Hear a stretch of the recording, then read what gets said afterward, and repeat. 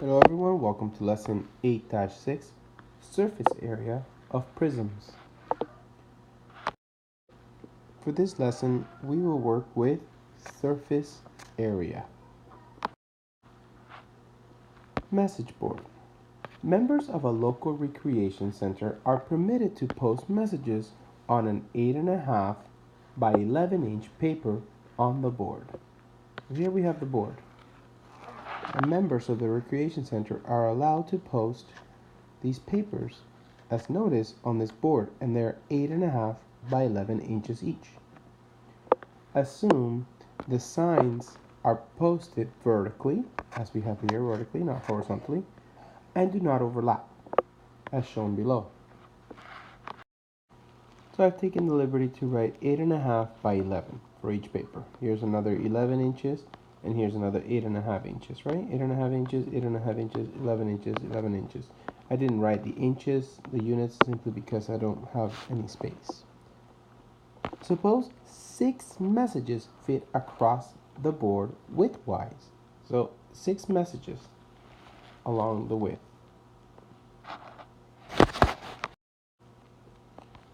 What is the width of the board in inches? So if we can fit 6 of these, 1, 2, 3, 4, 5, 6, okay, we would have 8.5 6 times, or 6 times 8.5. That gives me 51. So that would be 51 inches.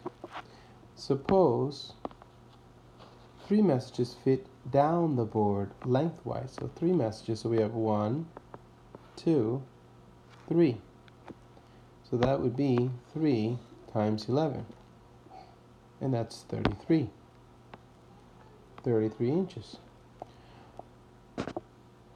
Question 3. What is the area in square inches, square because it's 2 dimensions, of the message board? So we have area equals length times width. Replace our variables.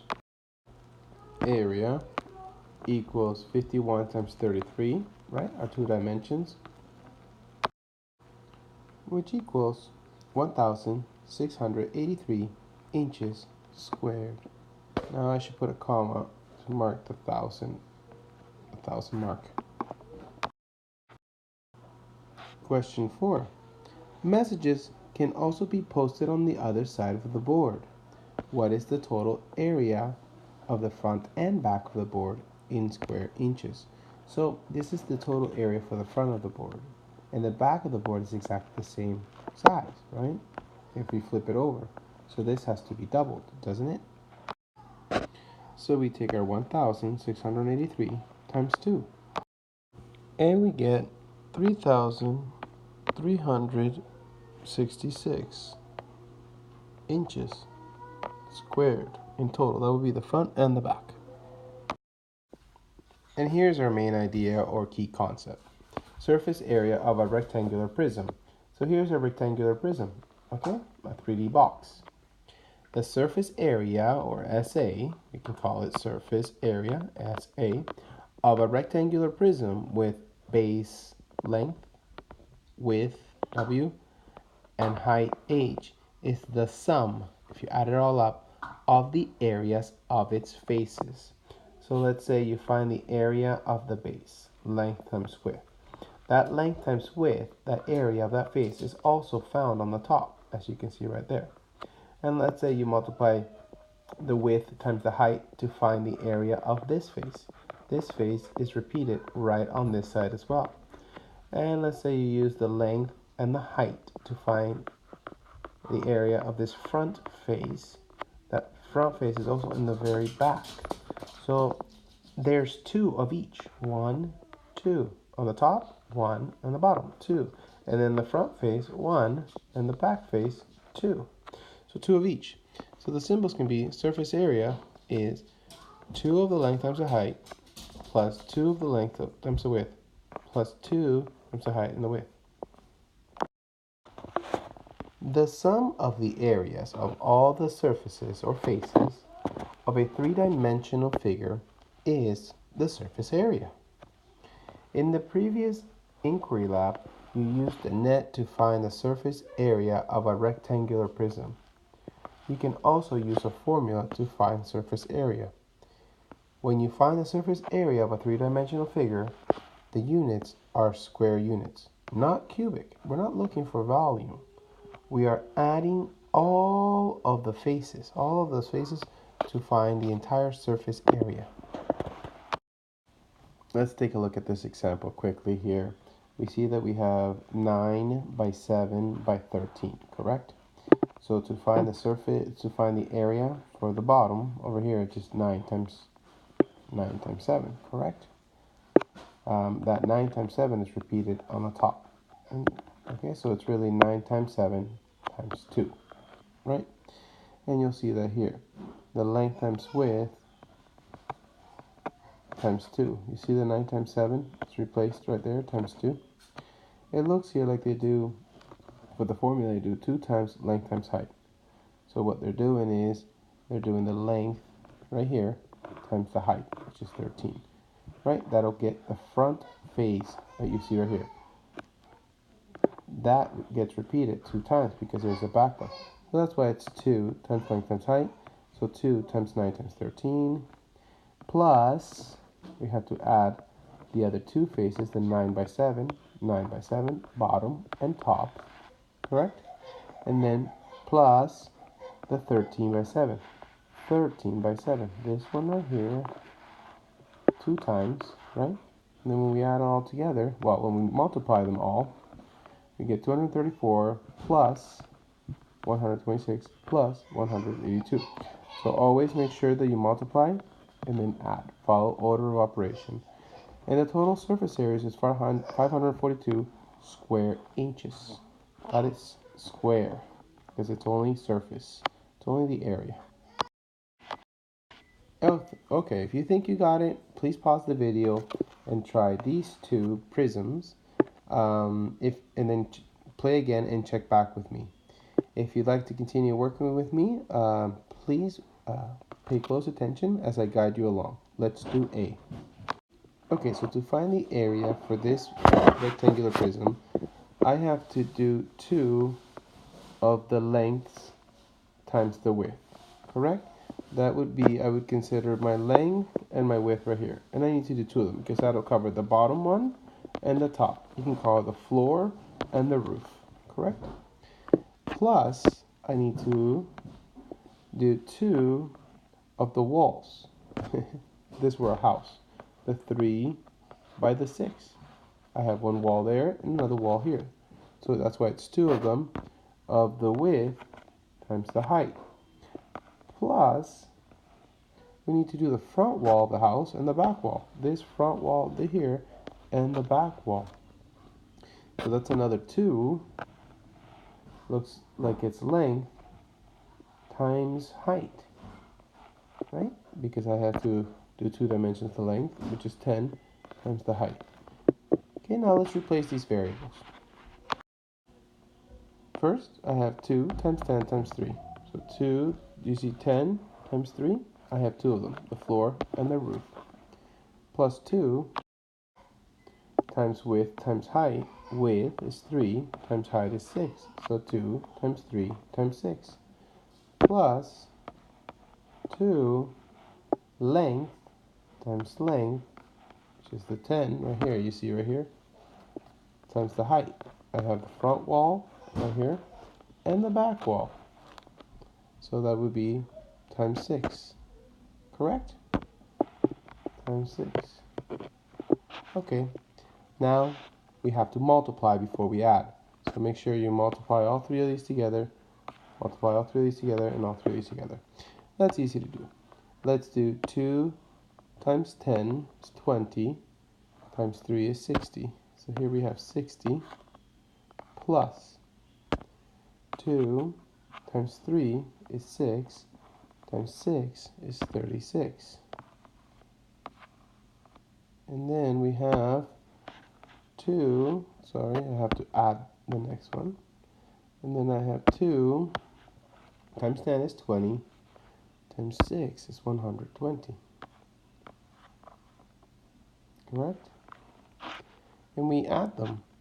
I can use commutative property of addition, where I add the round numbers first, right? Okay, I can associate these two, so that's associative property now. So 120 plus 60 is 180, right? 180 plus 36. Well, 180 plus 36 is 216. So that would be my area. Area equals 216. That's my surface area, meters squared.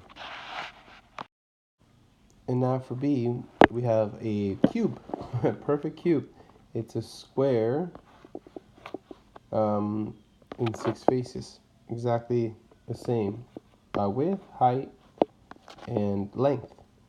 So let's write our formula to cover every face. So we have 2 length times width, length times width. That's the base, the floor, and the roof, 2 of them, 1, 2. Then we have 2 width times height, width times height, so that'll cover this side. And because I put 2, it's 2 of them, it's this side as well, plus 2 length times height. So 2 length, this length right here, times the height. That'll cover the front wall and the back wall of this perfectly cubed house. Okay, let's replace our variables. Well, that was really easy to do. The only difference is they were all 11s. All my dimensions were 11. So I simply said 2 11 times 11 plus another 2 11 times 11 plus another 2 11 times 11. Now here's a trick. We have 11 times 11, which is a square number. So why not write 11 squared, right? That'll save us some time. Also, we know that this 11 squared, which you guys know it's 121, 11 times 11, is being repeated 6 times. 1 in the front, 1 in the back, 2, 3, 4, okay, 5, and then 6. So the front is repeated around 4 times plus the top and the bottom. So it's being repeated 6 times. So why not multiply this by 6? And that is the area of our cube. So when you identify the surface area of a cube, you simply have to identify one dimension. Square the dimension because you know it's a square, right? You know it's the length and the height and the width are all the same. You square it, right? So that you can have their 2 dimension for the face, and then multiply by the number of faces. And when you do so, you solve. 11 times 11 is 121. And 121 times 6, or 6 times 121, is 726 millimeters square. Okay, now let's try a real world example.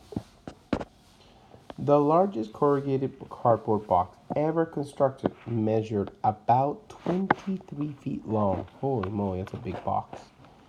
9 feet high, taller, about 3 feet taller than me, and 8 feet wide.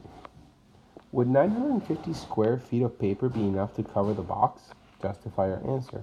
Well, we're not sure, but what we need to do is find the surface area, and we'll see if this surface area is larger than this. So we write out our formula. Okay, we have the length times width, the width and the height, and the length and the height, just to cover each face. And remember, they're each multiplied to 2 because there's 2 of each face for a rectangular box, right? Okay, now let's replace our variables. For the first one, we have 2 length times width. It's 23 feet long, and the width is 8 feet. So 23 times 8 plus 2. Our width is 8 feet times 8. And our height, you can see right here, our height is 9 times 9. plus 2. Now we have length times height. Length is 23 times 23. Oops, fix that. Times 23 times our height is 9. Okay. Remember, we must multiply. We must do our multiplication before we add. So go ahead and multiply these numbers. 2 times 23 times 8 is 368 plus 2 times 8 times 9 is 144 plus 2 times 23 times 9 is 414. Okay, now we can go ahead and add the 3. And when we add them, we get 926. And the answer was, right here, would 900 square feet cover it? Yes. By the way, this was 900 square feet. Yeah, feet square. And the answer is yes. 950 square feet of paper would cover that entire box. And as you can see, the surface area of a triangular prism is very similar. Here you have a triangular prism, so you know you have one triangle here, and you know how to find the area of a triangle times 2. You would have to multiply it times 2. And then find the area for each side, okay, or each face of that triangular prism. Now, when you look for, and this is something I want to draw your attention to, when you look for the area of a triangle, right, you could multiply these two, 4 times 3, right, and then you divide it by 2. But this time, don't divide it by 2. Simply keep it as 4 times 3, right? You have here 4 times 3. If you divide it by 2, you'll get the area of this triangle. But you need double this triangle because there's 2 of them. So why divide it by 2? Just keep it as it is. So you know that your area of a triangle for this one and the one up here, bring that down, for this one here and this one is 4 times 3. 4 times 3 is 12. So this one plus this one equals 12. Or you can simply do it step by step. You know that area equals half base times height. That's how you find the area of your triangle. Which one of these two are you going to make your base so that you can half it, so you can say half? The even number, right? So this will become a 2. Right here. Same here, 2. No longer a 4, because you want half the base. So now it's 2 times 3. 2 times 3 is 6, plus 2 times 3 is 6. So 6 plus 6 is 12, just as we had said. And then each side is the same. You see you have 14, okay, by 3.6. So if you solve this area, simply multiply by 3, because you have 3 of them. If you think you know how to do it, please pause the video and try finding the surface area for this triangular prism. And then compare your answer to mine. Pause now. Okay, I hope you paused the video. Here I'm going to find the area of a triangle first. And I have a base of 3 and a height of 2, or you can call this your base if you like. Base of 2 and height of 3. Half base times height will give me the area of one triangle. And I'm going to multiply it by 2 because there's 1 and 2. So let's replace our variables. So here we go, half base times height and then times 2, right? Because there's 2 of them. So let's include that in as well, times 2. But take a look. I'm going to half 2 down to 1. So then it's going to be 1 times 3 and then 3 times 2. So I'm doing more than I need to, but I can always explain this to you in class. So we have half of 2 is 1, so this right here becomes 1 times 3 times 2, right? And so area equals 1 times 3 is 3, and then times 2 is 6. And there we go. So 6 centimeters square is the sum of both areas, surface areas for the triangles. Now we have 4, okay, we have 4 right here, and the length of this, so the length is 4 and the width is 2.5. So in our surface area is area equals length times width. Length times width times 3 times. You see, we have it 3 times for each side of our triangle. We have one of these panels, one of those rectangular panels. Our length is area equals length is 4. Our width is 2.5. And we want to multiply that 3 times because there's 3 of them. Okay, so let's do that. 4 times 2.5 is 10, right?